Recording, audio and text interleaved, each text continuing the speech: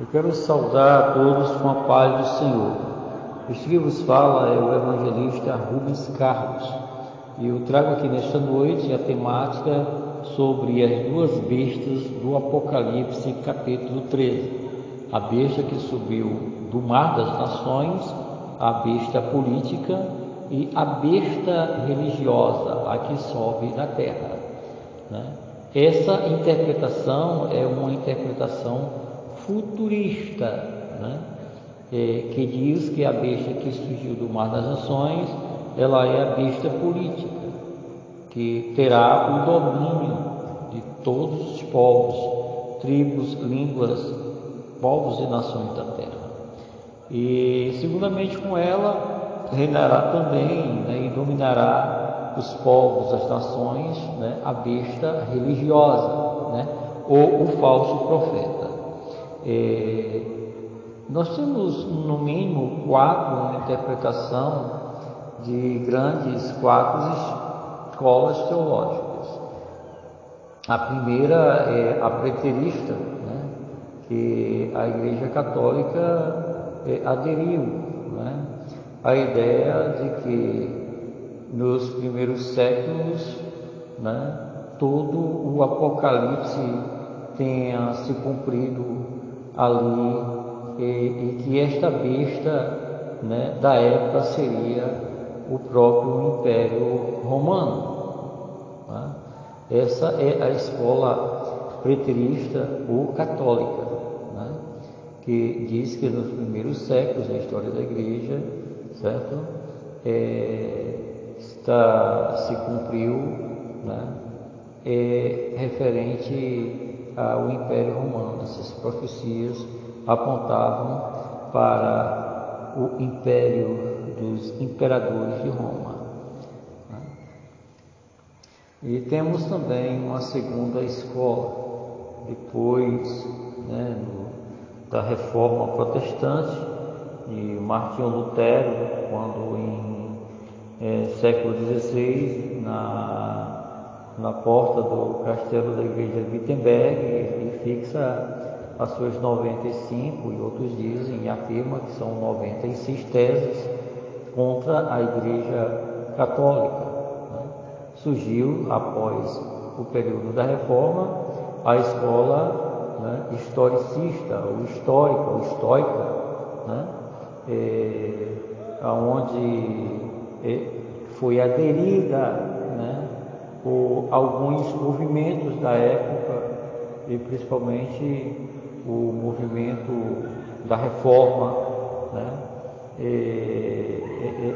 são os progressistas, teólogos progressistas, e eles acreditam que a história não tenha se resumido só nos primeiros séculos da Igreja, como acreditavam os preteristas, e fazendo alusão, onde eles faziam alusão ao Império Romano como a esta besta, de Apocalipse capítulo 13. E os reformadores, os historicistas, eles acreditam que com o passar dos séculos na história da Igreja, as profecias apocalípticas elas foram se cumprindo com o tempo. Resultado, eles acreditam que é um sistema,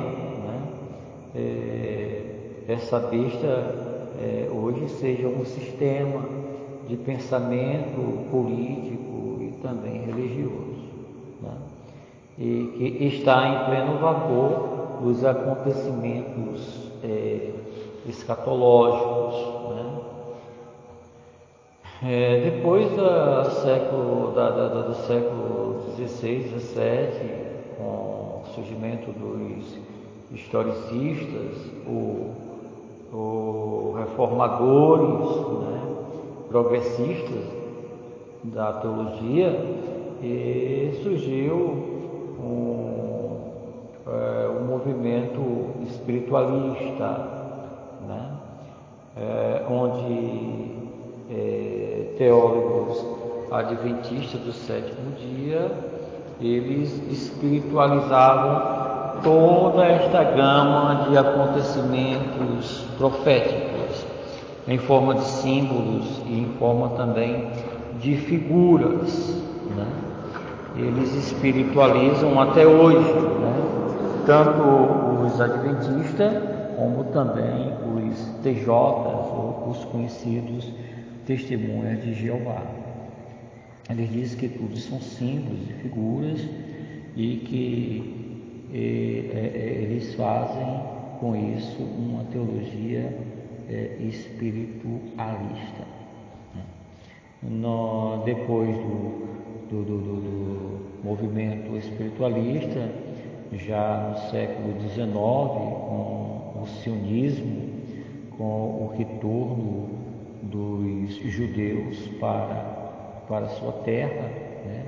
Na migração, retorno, precisamente em 14 de maio de 1948, né?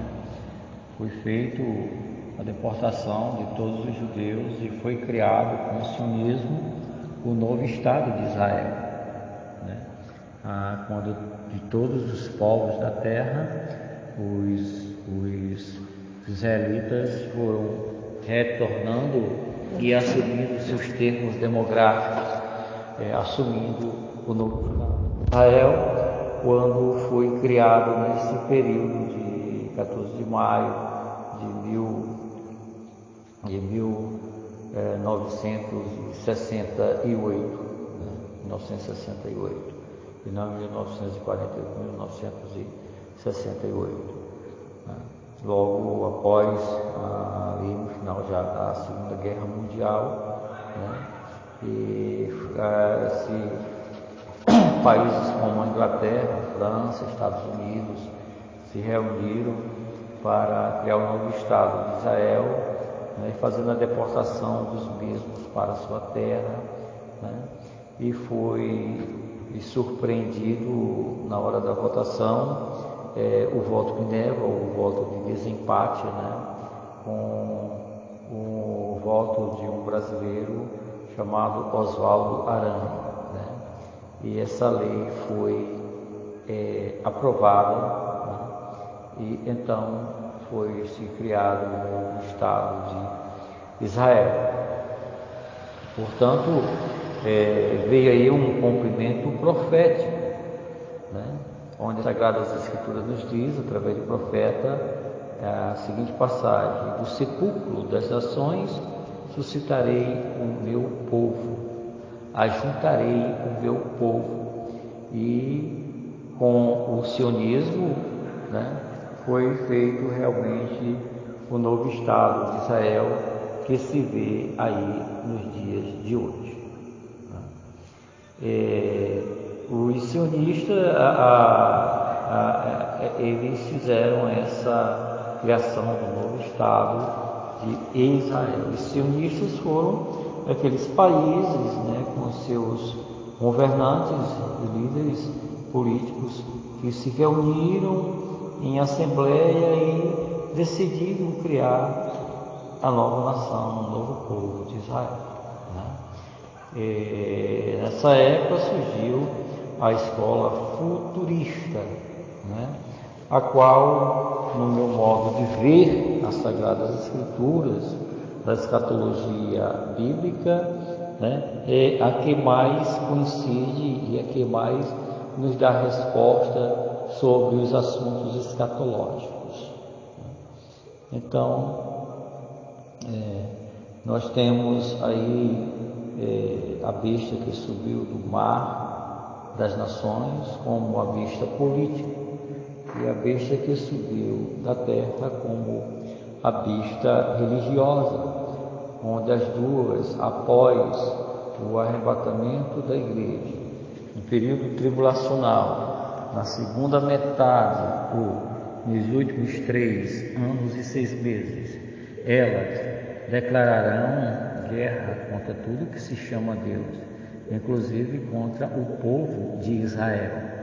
O povo de Israel porque, segundo a escatologia bíblica, no capítulo 13 e no capítulo 12 de Apocalipse, né? Ali a igreja, alguns pentecostais chegam a dizer que no capítulo 12, aquela mulher que se refugiou-se para um deserto é a igreja, mas no meu modo de ver, e acompanhando de forma cronológica os capítulos e os acontecimentos da escatologia profética, não é a igreja, e sim o povo de Israel, né? Porque a igreja não participará e não estará aqui na grande tribulação. Ela estará isenta de toda a grande tribulação, né? Então, a minha refutação para aqueles que aderiram à ideia de ordem teológica em dizer que no capítulo 12 aquela mulher é a igreja, não pode ser, porque a igreja não participará da grande tribulação. Eu sou pré-tribulacionista e acredito que com isso a igreja está arrebatada em glória nos céus e ela não participará de evento algum da grande tribulação. Tá? Ali são os israelitas, né? Digamos que os 144 mil israelitas que representam aqui o povo de Deus, né? Eles foram conduzidos, né, para o deserto, né, para o diabo não ter, Satanás não ter, o anticristo não ter, o falso profeta não ter, né, o sistema político da época não ter domínio nenhum sobre eles, né? E acredito que os israelitas não se limitem, os israelitas salvos não se limitem só aos 144 mil, vai muito além disso, né? Após o período, durante o período tribulacional, né, melhor falando, haverão muito mais de 144 mil, né? Além daqueles que não se contaminaram suas vestes, que não se deitaram com mulheres, né? E que são castos, né? Eles, além dos 144 mil salvos, muitos outros haverão também de serem salvos. Sagradas Escrituras nos diz que de todos os povos, línguas, tribos e nações da terra.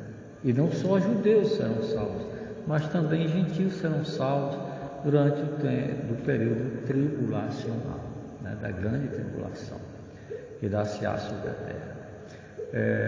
No entanto, Apocalipse 12 e Apocalipse 13 digamos que seja o cumprimento, né, de Apocalipse 12, né? O Apocalipse 13 é o cumprimento do Apocalipse 12. E temos lá mais adiante o capítulo 17 e capítulo 18, que o capítulo 18 responde tudo que está no capítulo 17, né? Assim como também a teologia lá de Daniel, capítulo 8, responde que tens, né, a interpretação do capítulo 7. Vemos aí, então, que nos responde bem o Apocalipse do capítulo 17 capítulo 18, referente àquela besta que subiu do mar das nações com poder político, né? E que terá também um domínio sobre as religiões da época, onde todas as religiões se reunirão, né? E se unirão com o anticristo, né? Para combater contra o povo de Deus, né? E se reunirão ali no vale do Megido, ou do Armagedon, né? E Cristo, ele tocará o monte e lá ele fará justiça, né, sobre todos aqueles que se levantarão contra o povo de Deus. Cumprimento profético, né, ele dá continuidade com uma visão futurista, né? E essa visão futurista, sem especulação e sem nenhuma espiritualização, que na íntegra a palavra realmente, né, a Sagrada Escritura realmente né? A gente vê por resposta futurista escritores como Eduardo Pentecoste, né, F. Balburt e outros, né? Quando se usa uma teologia futurista sem especulação, quem melhor nos responde os acontecimentos proféticos. Fica aqui os meus agradecimentos e o meu abraço de evangelista Rubens Carlos quanto a ver as duas bestas do Apocalipse. Quem são?